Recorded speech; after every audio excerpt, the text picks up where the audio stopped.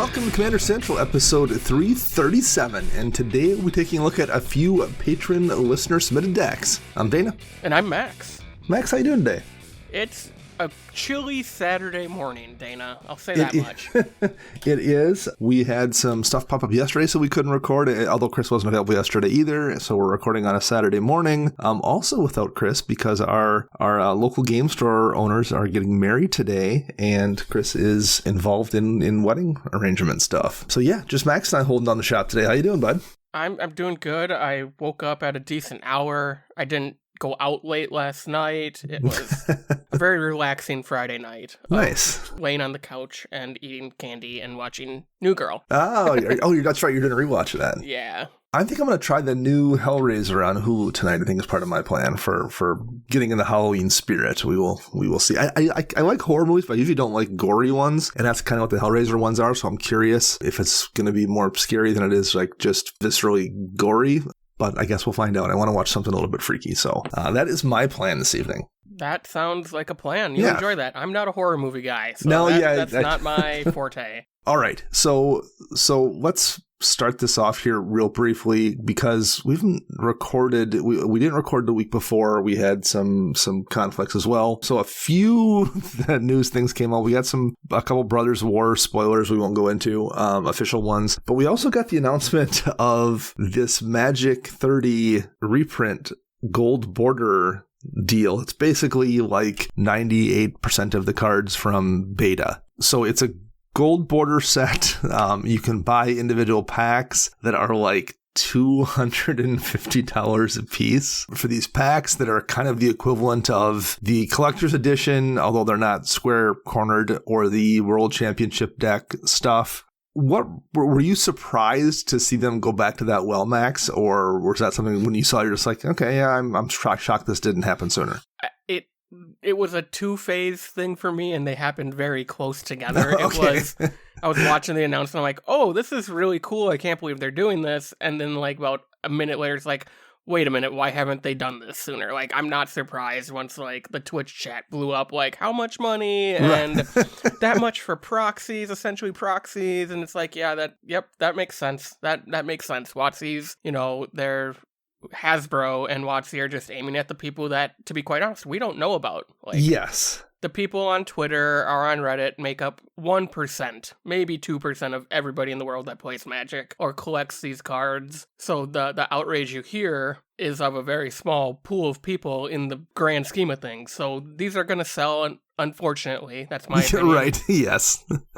So I bet we see this every major anniversary. Every 5 years we get one of these, I bet. Yeah, it's a strange product that's a really high price point, to the point where you could probably just buy a lot of the cards that are in the set. I mean, obviously not the Moxen, but like a whole lot of them are probably going to be way cheaper than these will wind up costing, and they're actually playable. And I don't know, I was torn too. I'm like, oh, I'm glad they're doing this. It's kind of a neat thing. And I'm like, wait, this costs how much? Who is this even for? It's one of those weird things, like, I totally get why people are annoyed by it, but it's also one of those things where it's so abstract to me at this point. It's like, oh, they're not technically legal cards, so they're functionally proxies, and they're super expensive. Oh, I just don't care. I mean, would it have been nice maybe if this was like a more affordable thing that people could buy as just a cool thing to have because you've been playing Magic forever, and you could, hey, I kind of own a actual Mox, even if it's not legal, whatever, maybe. But I don't know.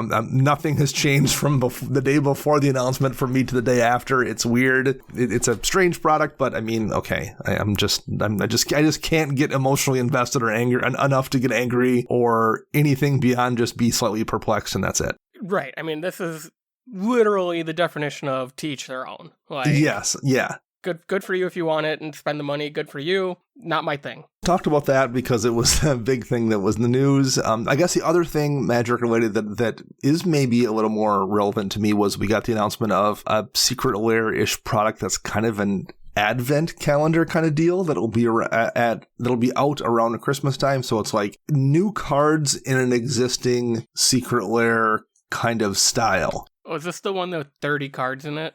Yeah, so there's like this is like an advent calendar, basically one for every day of the Christmas season, I guess, if that's your deal. So like one of the Secret Lair products we had got at one point in time had like these horror movie looking treatments for the cards. So there's a Shark Typhoon version of that wasn't in the original set. There's a Necropotence card that looks kind of like a death metal album from that death metal album cycle one. So basically it's like new versions of a whole bunch of, or an additional card like for previous Secret Lairs that weren't in them. This thing isn't cheap. It's like $150 is what I want to say it wound up being. Right. But we already have seen quite a few of the cards in there, and Necropotence is one of them, Chrome Mox is one of them, Birthing Pod is one of them, Shark Typhoon is one of them. Bloodbraid Elf. Yeah, so like unless every card we see is absolute garbage, or every card that we haven't seen is absolute garbage, which seems really, really unlikely, that seems like a pretty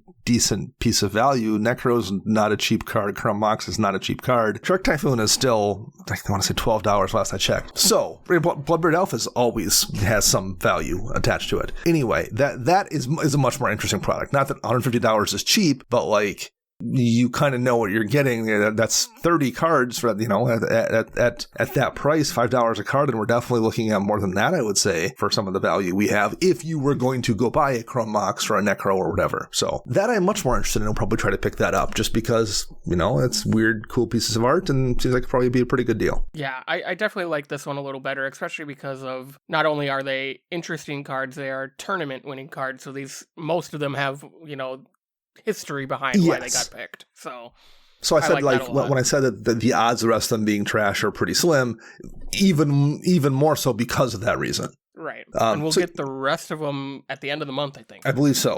Because it will launch end of October. So it'll be for sale for, I want to say 10 days, October 24th through November 4th, it looks like. Yeah. And the official name is the Secret Lair 30th Anniversary Countdown Kit. And this will ship much quicker than most Secret Lairs too. So you'll buy it, end of October, early November, and you'll get it by December. For the U.S. For the U.S., yes. Also, I think there's a 30% chance of each card being a foil, because I think they're all individually wrapped.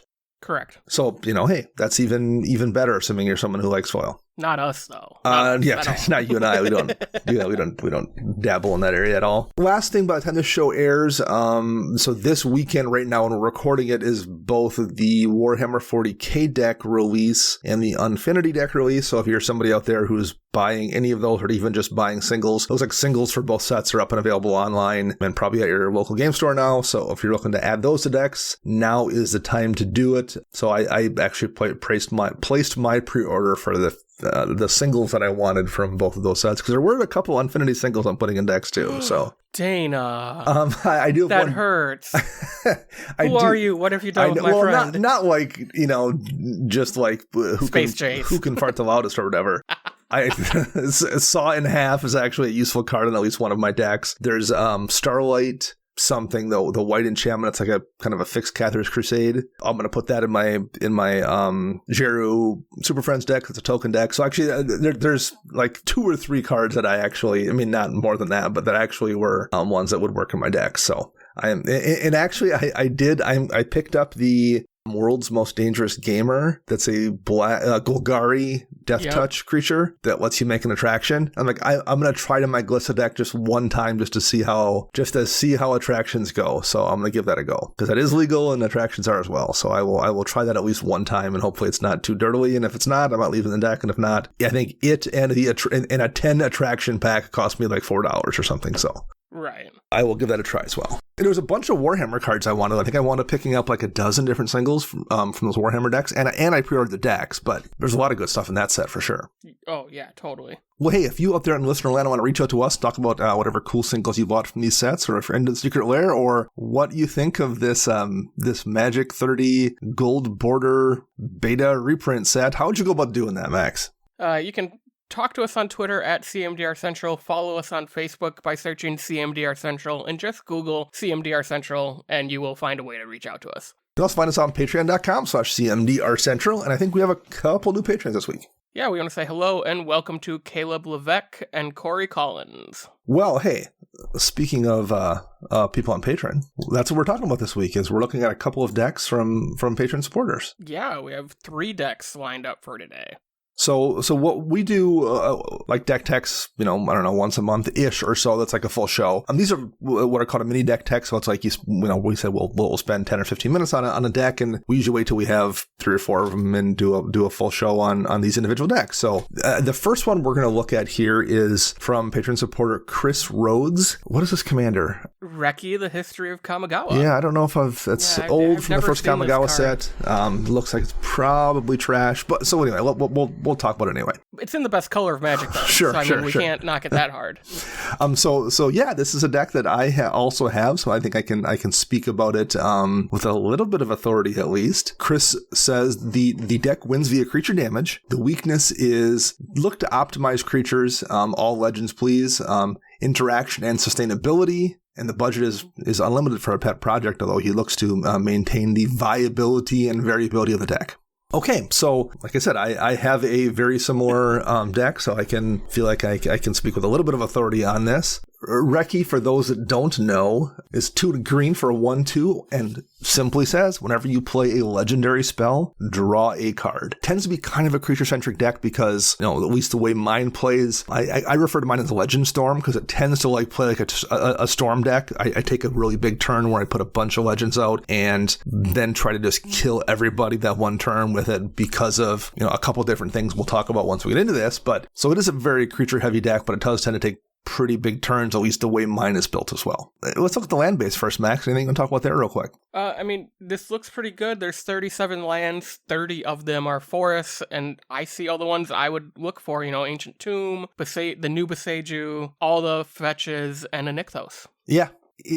Obviously, if you literally didn't care about your budget, this is a great deck for Gaia's Cradle, but that's pretty unrealistic for 99% of people. I don't have a Cradle in my Reki deck either, so I totally get it. Nykthos is an absolute bomb in that deck, though I do like to see that showing up there. The one that could be added would be Untadaki, the Cloudkeeper. I believe you run this one, Dana. This just says pay 2 life and spend 2 mana on a legend spell. Is that correct? Yes. And it's not legendary creature either. I know how cards work. Look at that, everybody. I'm 1 for 1 so far. Yeah, I like, in my deck, I have a homeward path just to protect my creatures. I have a strip mine and a wasteland to deal with other people's problem lands, so you could run a few of those as well. I would be very tempted to run those, particularly maybe in place of the fetch lands, which are just basically a shuffle effect, but I also get why you're running the fetch lands. There's no really downside to that as well, so I do like having land removal and scavenger grounds, that kind of thing. But land base looks pretty solid. Enchantments here, we've got Growing Rights of Itlimoc, Guardian Project, Kenris Transformation, Song of the Dryads, Unnatural Growth, Utopia Sprawl, and Wild Growth. Very similar to my enchantment suite. I think I have every single one of those in my my Reki deck for enchantments as well. Yeah, those all look great. Nothing I would really want to add or take out.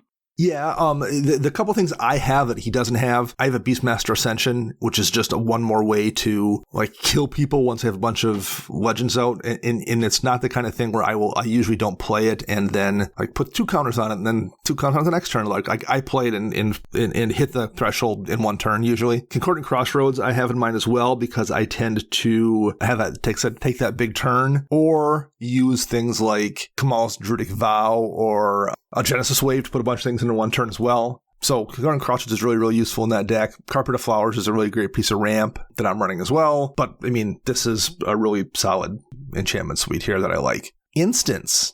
We have a Beast Within, a Heroic Intervention, a Return to Nature, and a Worldly Tutor. Any thoughts about those 4, Max? They're great. Worldly Tutor, I'm a fan of sometimes. I don't like that it takes away your draw, but in this deck you're drawing so much, I don't think it's a problem. Yeah. The one I was surprised not to see is Return of the Wild Speaker, just to refill your hand. That's all that card is going to be used for. And especially because you only run, I think, 3 humans in the entire deck. Yeah. So you could use it as the buff, but... And the buff is useful too, plenty of times, particularly late in the game when you're I don't need to draw anymore at this point. I've drawn enough off Reki. Now I'm going to kill somebody. Yeah. The one I would recommend talking about protecting your stuff that I've had really good luck with so far is Tamiyo's Safekeeping. Mm-hmm. Tamiyo's Safekeeping, for those who don't recall, it's back from Kamigawa Neon Dynasty, which was 22 sets ago at this point. So it's way, way back. eight months ago. I'm barely exaggerating. It's like 8 sets ago. Yeah. Target permanent you control gains hexproof and indestructible till end of turn, and you gain 2 life, but who cares? For a single green, though, it's just a way. It's a counter spell most of the time. It's not going to like counter board wipe, but like it will stop someone from removing your commander, removing a problematic creature, removing your guardian project, whatever. I have had excellent luck with it, so that's one I am a big fan of for sure. What are the sorceries here, Max? We have 13 sorceries. We have a bunch of search spells like Finale Devastation and Genesis Wave. We have and Kamal's Judaic Vow, some ramp with Nature's Lore into the north, and 3 visits, Rampant Growth, along with some recursion in Regrowth, and some kill spells in Hurricane and Desert Twister. Desert Twister is a lot of mana for that effect, I feel like. Mm-hmm. Yeah, it destroys any permanent, but like 6 mana feels like just more than I want to spend on a sorcery speed single target removal spell. I 100% agree with that. I think this would be great if you just swap it out for like a 5 mana overrun or overwhelming stampede, Triumph of the Hordes, just another finisher, because you are going to outspeed the table, so end the game versus playing with your food, I guess. Yes, exactly. Well put. Yeah, I don't love that. If you are able to pick one up, and I know it's still relatively expensive. It's still, I want to say $20-ish. Glimpse of Nature, single mana for a sorcery. Whenever you play a creature spell this turn, you draw a card. Glimpse of Nature is ridiculously good, especially in this deck, at least again, the way that I play it. But you're 27 creatures deep here, and you don't need to draw a ton of cards off Glimpse of Nature. There's plenty of times you can. I've drawn, I think, 8 cards or 9 cards off it at least once fairly recently. But for single mana, you only need to draw 2 creatures, or excuse me, you only need to draw 2 cards, and that's still a fantastic value. So if you're on that turn where you're like, oh, I'm going to cast, this creature this turn and this creature this turn, that being able to like draw 4 cards instead of 2 cards because of Glimpse of Nature is really, really good. So that is one I would recommend at least looking at here. I'm not super sure about the Hurricane either, although I guess, green has a problem with flyers, and I get that. But my way to deal with other people playing a bunch of flyers is to kill them before they can play flyers. I can attest to that. He kills me before I can play all my flyers, so that works. So, to each their own, I suppose, but like that is definitely one that I understand why you're running it, but I think it's a problem that can be solved by just being more aggressive versus, and that's the same with the Desert Twister, like you said, don't play with your food. I understand why Desert Twister, sometimes you're like, oh, I'm at the point in the game I need to deal with this thing, but sometimes you just kill them before you have to deal with the thing. Right. Artifacts, we have a Chroma's Memorial, which is a haste enabler and also gives yourself evasion and protection. Super useful. It's also a legend. Arcane Signet, Emerald Medallion, makes green spells cost less. Extraplanar Lens is a mana doubler. Hero's Podium, which is a ridiculously good card here. Jeweled Lotus, Mox Amber, Ronus' Monument, Soul Ring, Sword of the Animist, and the Great Henge. I like most of those. I have Eye of Vecna in my deck. Eye of Vecna, if doesn't recall, is a 2-mana legendary artifact. When it ETBs, you draw a card and lose 2 life, and at the beginning of your upkeep, you may pay 2, and if you do, draw a card and lose 2 life. I don't even know if I've ever used the pay 2, draw a card and lose 2 life portion of it. I just treat it as a 2-mana, it's a sign of blood. You pay it, and I spend 2 mana, and I lose 2 life and draw 2 cards because it's a legendary artifact. So, in what's nice about it too is if you're casting something like Glimpse of Nature or whatever, not Glimpse of Nature, excuse me, Genesis Wave or something like that, it also comes into play. So whereas a draw spell wouldn't. So I've been very happy with Eye of Vecna in my Reki deck, and that's one I would very much recommend as well. Yeah, I think the one I would recommend here is Blackblade Reforged. Yeah. It's a legendary spell. It's cheap to cast, cheap to equip since all your creatures are legendary, and it can be a finisher. Yeah. So that's a great card to add in here. So that'd be my suggestion. I also have a Mox Opal in my deck. 0 mana, tap for a mana of any color if you have Metalcraft, which is 3 or more artifacts. So it counts itself as one. So you need to have 2 other artifacts. I don't have a ton of artifacts in my deck. I have 12 total. This deck has 11, so it's similar. But I kind of don't care. It's a 0 mana draw card, which is really, really useful because it's legendary. So, if Reki's out, I just play a draw card. But usually, eventually, you're going to hit it anyway. So, there's almost zero, there's just 0 downside to it other than it's not a cheap card. It's like, still, I want to say the cheapest versions are like $50. If you happen to have one, it's worth running. Probably not worth chasing one down and spending that kind of money. Just put it in the deck, but it works great.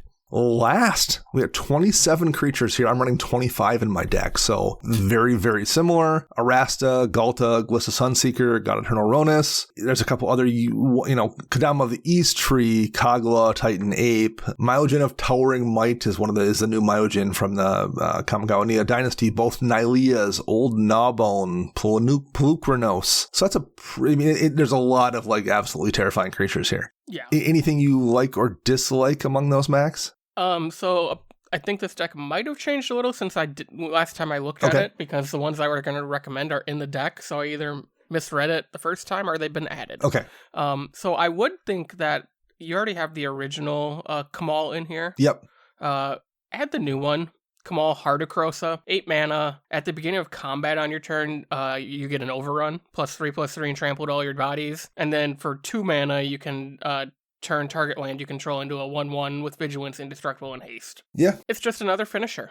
That's what this deck wants to do, is finish the game quickly, and having creatures that do that for you is just gonna speed that up. One I like a lot, Dosan the Falling Leaf. 1 and green players can only play spells during their turn. There's been so many times when someone's thought they were able to deal with the problem and Dosan's came down and they're like, oh, I guess I'm just going to die in my turn. I can't fog or can't do anything. Again, it's not the kind of thing you probably want to play just blindly and because it stops you from responding to things too. But it's one of the favorite. I love it when it comes down off a Genesis Wave or a Kamal's Rudic Vow. Because they didn't counter that spell or didn't have a response to it, and now they can't do anything because Dosan is in play. Yeah, it's a real bummer when it comes off of a Kamal's Rudic Vow. Yeah. Hope Girper I like a lot because it's a legendary creature for 1 mana. Yeah, it's not green and it's a 1/1. Who cares? But it's 1 mana to draw a card and play a 1/1 with evasion. Yeah. And where that winds up being really useful is if you're going for that kill effect when you've played that Hero's Podium or whatever, because it's a 1/1 and it has evasion. That's oftentimes a thing that that one person who's somehow down to 8 life, I can just throw hope at them because it has evasion. I'm going to worry about what their blockers are or something. I can then somebody who has blockers, I can send the overwhelming force after. So it's just super efficient, and the fact that it has evasions is fantastic. So that's one I like a lot that I would look for a slot for. Awesome. I didn't love Glissa Sunseeker when I had her in the deck either. I found I just never had an opportunity. It takes a full turn to use the ability. But that was how my deck played. Maybe it plays better in this one. Yeah, I just remember you having to have the exact amount of mana in your mana pool was hard to play around. Avaya Pashiri is really useful too. Again, it helps that it's only a single mana draw a card. I don't even use her abilities that much, but it's just one of those things that helps the velocity of your deck. Play her, draw a card, draw 2 cards sometimes, depending on if you've got something else out. And then you're going to, probably have some kind of an overrun effect when you kill anybody anyway, when you make those big swings. So at that point, she then ceases to be a 1/1 or 1/2, excuse me. That's one I like a lot as well. I think that's really it. I think that there's probably a few too many giant beaters in here. I don't know which one I would pull, but between Thrasta and the Trask and Myojin of Towering Might and Kagla and Jedit Ohanan of Afavra, there's just, I think, probably too many 6-drop creatures that aren't impactful enough. And I would much rather have an unimpactful 1-drop like Avaya Pashiri or Hope of Girper than I would a not that impactful 6-drop like Jedit Ohanan. That's fair. So that's what I got. I'm glad it's been a Reki deck out there in a while, though. I appreciate that. Awesome. So thank you very much, Chris Rhodes. We appreciate it. All right, Max, what is up next here? Our next deck was brought to us by Nicholas Martin, one of the hosts of the Scrap Trawlers stream. Oh, yeah, Nick. Hey, how's it going? Check them out. This is his Verazol, the Split Current deck. And Nick said this is one of his favorite budget decks that sees frequent play on their stream. It's a straightforward blue-green kicker and +1/+1 counters list with some focus on staying in the budget zone. The entire deck is about $40 or less, which is awesome. How it wins is it can either use a go wide strategy with the counters on creatures and a Gnarlid Colony effect, or go tall with a big Verazol, another creature with Hedana's Climb, and milling out the table with a kicked or copied Maddening Cacophony, stumbling into a win with a kicked or copied Rite of Replication, or by ticking up a Simic Ascendancy. He said some of the weaknesses are it's a mana-hungry deck and has a few different themes. The kick spells cost a lot, so you aren't impacting the game very much until you have 5 or 6 mana. Sure. In addition, kick spells aren't great unless they are pretty much copied, so you can get it twice. Oh, yeah. The other removal issue is the removal package, seeing that this is a budget deck. Some of the typical cards we would recommend or people would play are out of the limit for the budget, such as, Beast Within isn't on theme, or Arcane Denial isn't on theme because it doesn't have a kicker, and that's what all the counter spells are in this deck. Gotcha. Okay, so 37 lands, 39 with MDFCs here, but there's a lot of basics.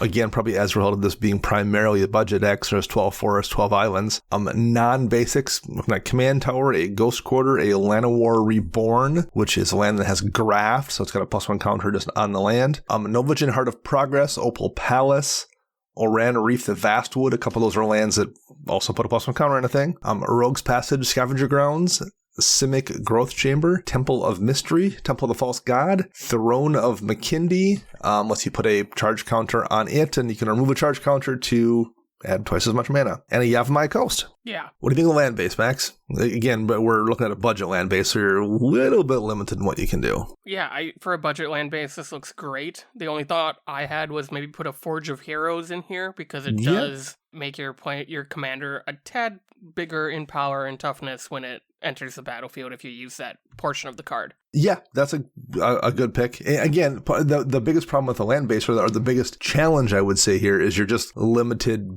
because he's playing on a pretty specific and set budget. Yep. And realistically, a lot of the lands that once upon a time were much cheaper to pick up, even things like the what do they call the check lands or the pain lands, these colors, those were once relatively inexpensive, and they're just not anymore. So yeah, staying on the budget, your options are fairly lean here. And yeah, that's about the best you can do. I think that's a pretty good looking land base here. There are 8 enchantments. A Bubble Snare, which is an aura with kicker. It's 1 and a kicker, 2 in blue. 1 ETBs. If it was kick, you tap an enchanted creature. An enchanted creature doesn't untap during its controller's untap step. We have a Hadana's Climb. At the beginning of combat on your turn, you put a +1 counter on target creature you control, and if that creature has 3 or more counters on it, you transform Hadana's Climb. We have Ordeal of Nylea, Ordeal of Thassa, which are auras that get counters on them. Primeval Empathy, a Roost of Drakes, Simic Ascendancy, and Wizard Class.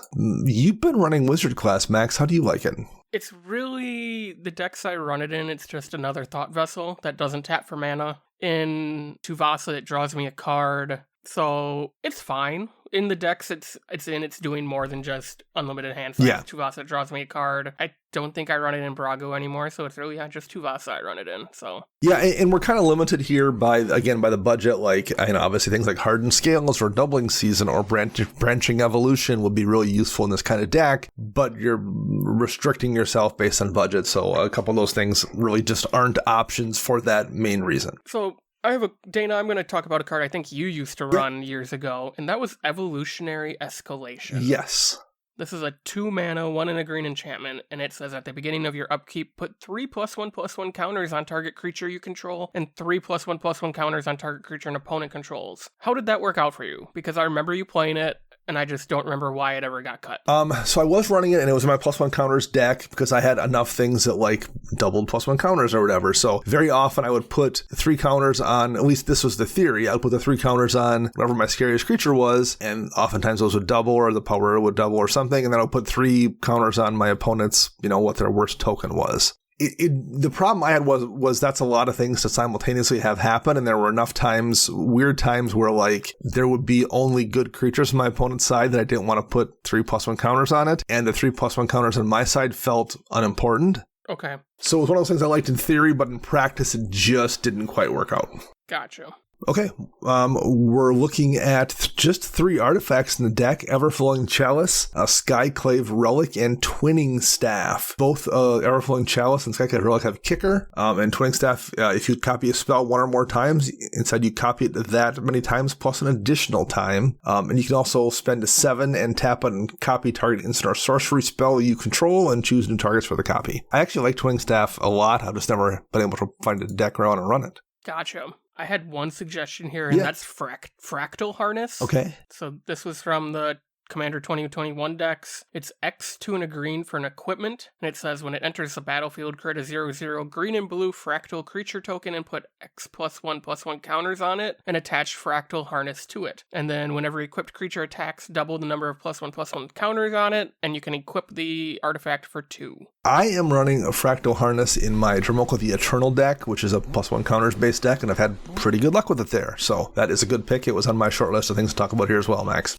Next, there's 15 instants in the deck. We have Aetherize, Blink of an Eye, which is basically Into the Royal with a different name. Into the Royal is also here. A Falling Timber, which is a kicker of Sacrifice the Land. You can prevent all combat damage target creature would deal this turn, and if you pay the kicker cost, prevent all combat damage another target creature would deal this turn. Inscription of Avoidance, 1 and a green with kicker of 2 and green, and if it was kicked, you choose a number of options instead, and you can put counters on things, or make a player gain life, or make creatures fight. Inspiring Call, you just draw cards for each creature you control with +1 counter on it, and those creatures get indestructible. Quandrix Command, a couple different options there. You can bounce a creature, you can counter an artifact or enchantment spell, or you can put a counter on, put 2 counters on a target creature. Rushing River has kicker of Sacrifice a Land, and you can return a non-land permanent to its owner's hand, and if you paid kicker cost, return another non-land permanent to its owner's hand. Strength of the Tarju with kicker, Vastwood Fortifications, which is MDFC card, and last but not least, Wild Onslaught,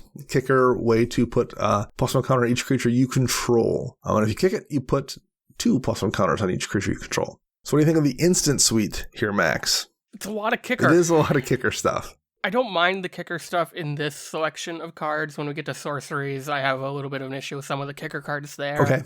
I understand this deck has a theme and its budget, but I think there are some areas we can help to shore up the fact that it's a big mana-hungry deck. Like, throw a Growth Spiral in here. You know, you draw a card and you play an additional land. What else do I have right? Like, Gift of Growth is a 2-mana instant, and it has a kicker of 2 generic mana. You untap a target creature, and it gets +2/+2 until end of turn, or if it was kicked, it gets +4/+4 until end of turn. Just a way to finish the game, especially if you're going tall.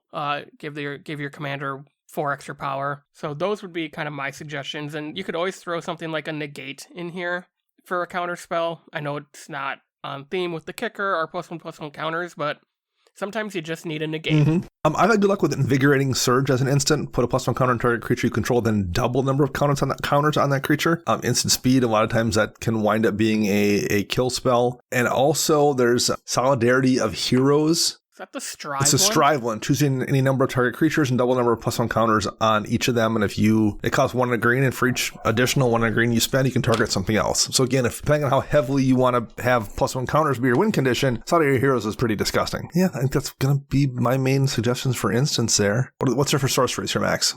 We have 9 sorceries. So we have a Grow from the Ashes, 2 and a green. It has a kicker of 2 generic. You search your library for a basic land and put it on the battlefield and shuffle. If it was kicked, grab 2 lands and put them onto the battlefield tapped, or just onto the battlefield and then shuffle. We have Inscription of Insight. This is a 4 mana, 3 and a blue with kicker of 2 and double blue. If you kick it, you can choose any of the modes. So you can return 2 creatures to their owner's hands. You can scry 2 and draw 2. Our target player creates an XX illusion creature token where X is the number of cards in their hand. We have the Maddening Cacophony that was mentioned by Nick. 1 in a blue, each opponent mills 8 cards, but if it was kicked, for 3 in a blue, they mill half their library instead. Oversimplify is a Simic sorcery for 3 in Simic. It's a board wipe. Exile all creatures, and each player creates a 0/0 green and blue fractal creature token and puts a number of +1/+1 counters onto it equal to the total power of creatures they controlled exiled this way. We have a Primal Growth, 2 and a green for a sorcery. It has kicker of sacrifice a creature, go grab a basic land and put it into play, then shuffle your library, and if you kicked it,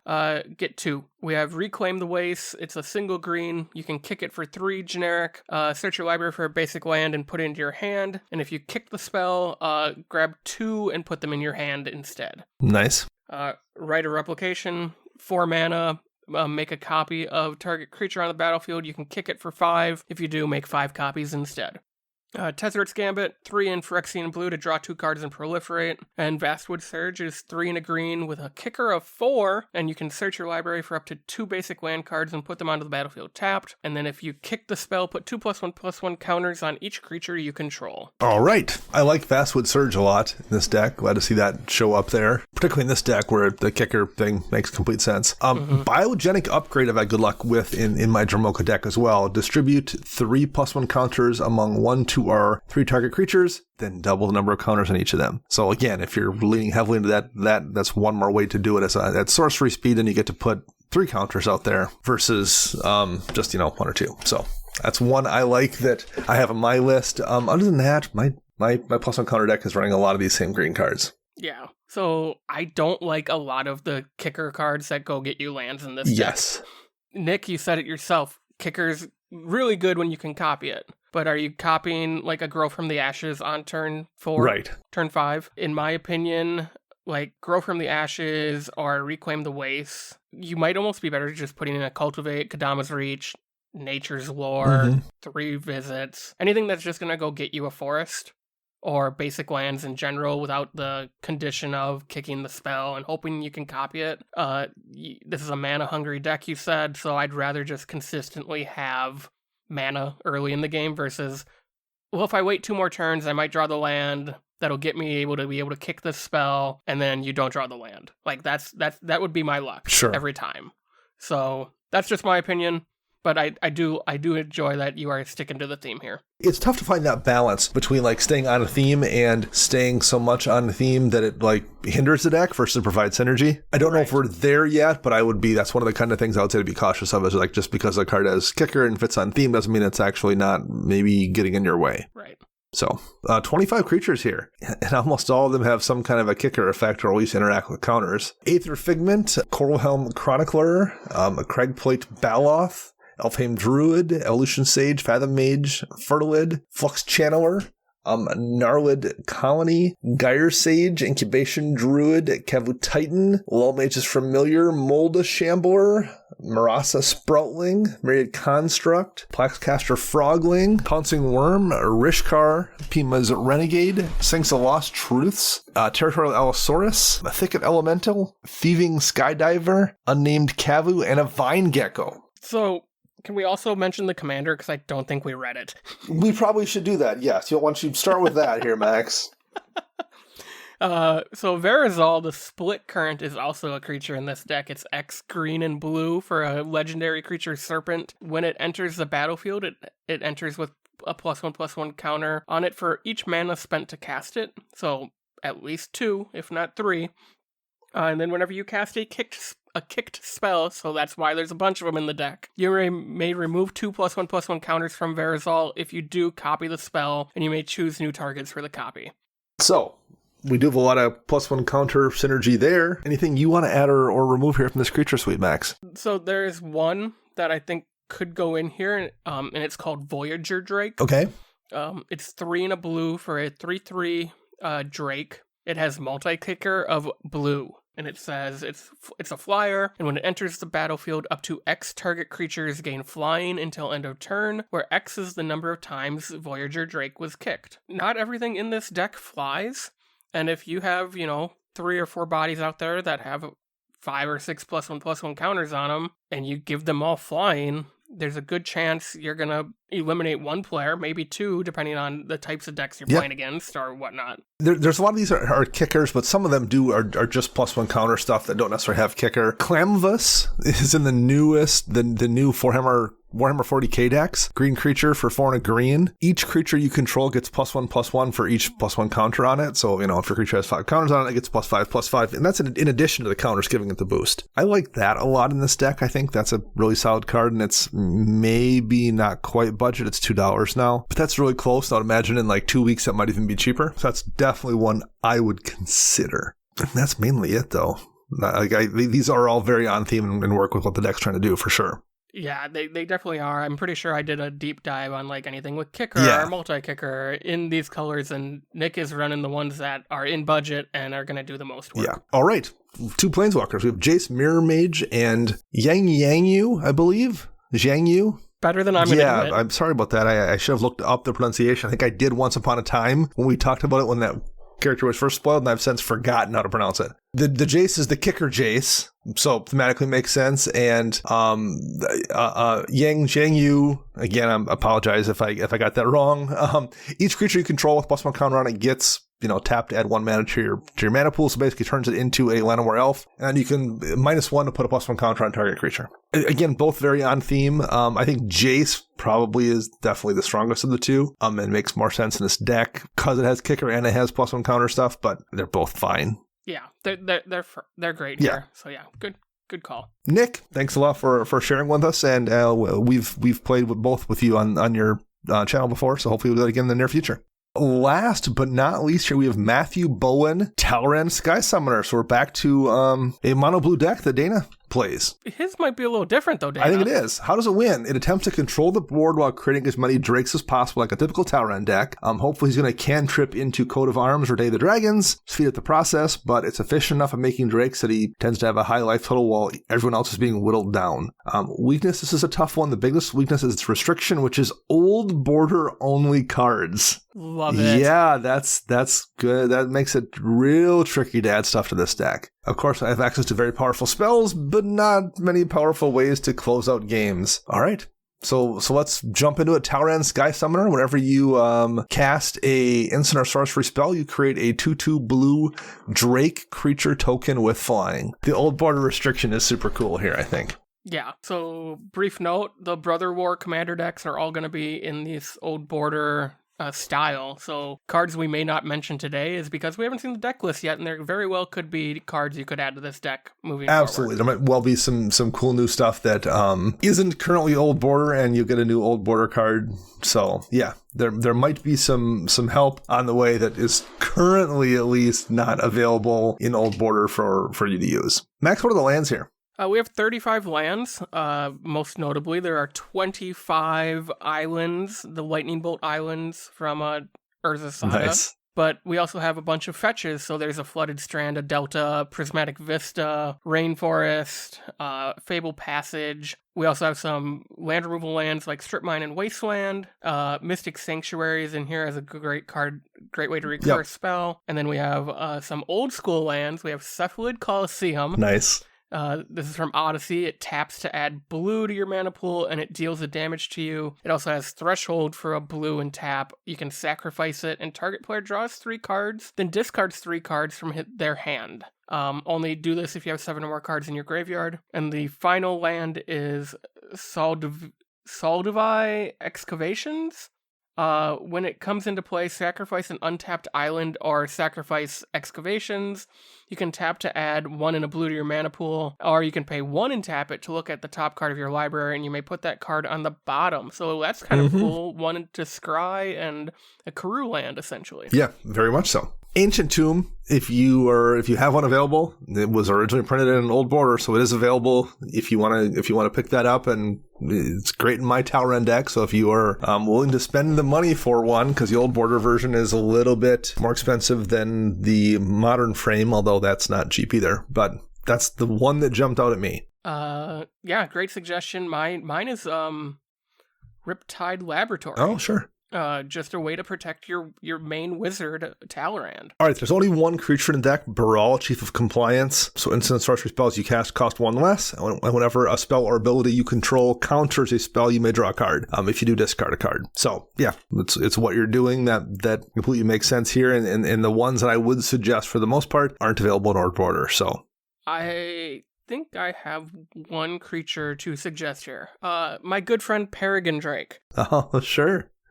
It does come in an old border when it's 5 mana, and when it enters the battlefield, untap up to 5 lands. You obviously don't have an easy way to go like infinite with it. You do have some cards in here that let you bounce it to your hand so you could recast it next turn. But hey, casting it and getting 5 mana back right away might be what you need. 7 enchantments here. Again, all old border, Alexi's Cloak, Coastal Piracy, Day of the Dragons, which when it comes into play, you remove all creatures you control from the game and put that many 5/5 red dragon creature tokens with flying into play. And when it leaves play, you sacrifice the dragons and bring those creatures back. So it's kind of an overrun effect-ish, again, in old border in these colors. The Future Sight, Overburden. Whenever a player puts a creature into play, that player returns a land they control to its owner's hand. Riftic Study and Robe of Mirrors. Yeah, I mean, it looks kind of similar to the cards I have in my Talrand deck. There's some really good stuff that you don't have access to. Favorable Winds, Gravitational Shift, because there's no old border versions of those. One that I do have in my deck that I like a lot that would probably work here is Teferi's Veil, and is available, I think, only in old border.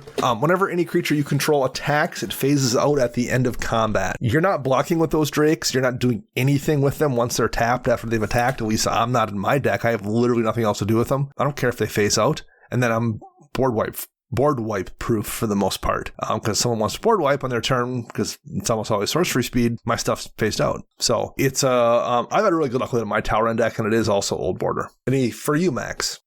Mystic Fish. Sure, Mystic yeah. Could go in this deck. Absolutely. There's two printings. One is the only original one is in old border. Then there's the Secret version. All right, 10 artifacts. Arcane Signet, Coat of Arms is kind of your overrun-ish effect. Everflowing Chalice, Felwar Stone, Mana Vault, Mind Stone, Sapphire Medallion, Sky Diamond, Soul Ring, and Worn Power Stone. So yeah, you're kind of limited here a little bit again by the old border requirements. I mean, I like Heraldic Banner a lot. That's a lot of times enough to turn a hard hit into a kill. Not old border. Same with Strixhaven Stadium as kind of an alt-win condition, not old border. Same with Throne of the God Pharaoh, not old border. So you're really limited with some of the things that I use as kill conditions in my deck. Yeah, I think out of all the card types in this deck, I think Artifacts is probably going to be the one that you're going to get the most benefit from with these Brother War decks coming out. Because who knows what they're going to put in there when it comes to something like a Heraldic Banner or Vanquisher's Banner, or anything that's, using the Anthem type effects that aren't in old border yet. Instance, 34 instance here, because that's kind of what the deck's bread and butter is. We won't go through the whole list because there's a lot of them, but a lot of them are ones I like to see. Abjure is a great counterspell here in old border. Sacrifice a blue permanent to counter target spell, and you make a drake, so you just replace the drake that you sacrificed. Old Arcane Denial, the old border Arcane Charm. Just a lot of good stuff here that you don't see nearly as often as you should, in part because is limited to old border stuff. Anything here that you like that you would run, Max? I always forget Chain of Vapor just because I don't see it anymore. That's a cool card. Return non-land permanent to its owner's hand, and then they can do it and you just keep going until it stops. But what really clued me in is looking through this list is how many newer cards do have an old border printing these days, like Mystic Confluence and Archmage's Charm and Force of Negation. So this deck I would love to see this deck in person. Let's put it like that. For sure. Just to see all these old school instants, like an OG Manager. Absolutely. The OG Unsummon. Jeez. The one I might recommend here is Mind Games.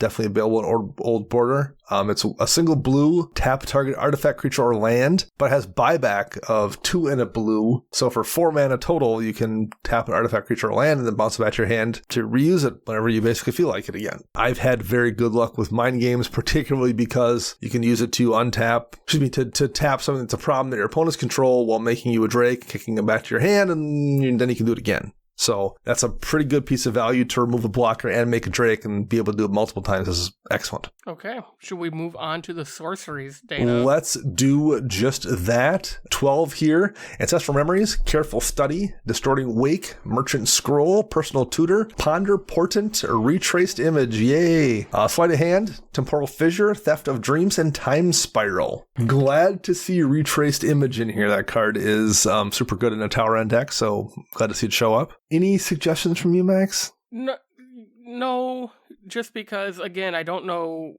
what they like to play against. So, is this a super competitive deck? Is it not? It probably isn't just because of the old border restriction. Yeah. But, I mean, this is the kind of deck where I would like to see something like Acid Rain be played, like Destroy All Forests. Worst case, you mention it in Rule 0 and you say it's your only one, and you might not draw it, you might not play anybody playing green, so it'd just be kind of a cool thing to see in the deck. Back in these older cards, there was always anti-type hate, right? Red has every color has a destroy someone else's lands card, essentially, right? Yeah, as far as I think so. Some of them are a little more esoteric and require like a pretty big mana investment, like the green especially. Although green has targeting land removal and Ice Storm, so. But, I mean, otherwise you could easily start adding more extra turn spells to this deck, just because a lot of the good ones are in the old border. Looking at my list, now I am struggling to see which ones that aren't here that are old border to add here. Yeah, a lot of these are ones that I ran to in my Talrand deck, even without the restriction. Things like Latnam's Legacy, things like Memory Lapse, are just good cards in general, let alone the fact that you can get them in old border now. Yeah. So, have you ever ran Diminishing Returns in any decks, Dana? Don't think I ever have. Because that one is 4 mana, each player shuffles their hand and graveyard into their library, you exile the top 10 cards of your library, and then everybody draws 7 cards. I wish it exiled everybody's top 10. That makes it yes. We need a modern version of that card. Get on that, That's Gavin. a good point. Yeah, right. Yeah, you definitely should do that. So yeah, this one's just really tricky, and it was more of, this is a little more of a show and tell than it was actually offering a lot of suggestions, because there's the card pool is just so much smaller. So yeah. Was there anything else? Was there anything else? We missed anything? I don't think so. All right, hey, Matthew Bowen, thanks for sharing that deck. Actually, that was super cool to see that particular restriction there as well. I like that. Okay, hey, I think that is going to wrap up this episode of Commander Central, the mini deck tech extravaganza. Hopefully Chris will be back next week. Hopefully he doesn't get married off this weekend again. Right? So, yeah, we'll be back next week. Until then, I am Dana. You can find me on Twitter at Dana Roach. You can find Max at CMDRCentral_Max. And you can find Chris at WiseSquishy1. Our show is edited by Rafael Garcia, and you can find them on Twitter at Ursa Bearwalker. And our podcast theme is Retro Future Dirty by Kevin MacLeod, licensed via Creative Commons. Until next week, I'm Dana. And I'm Max.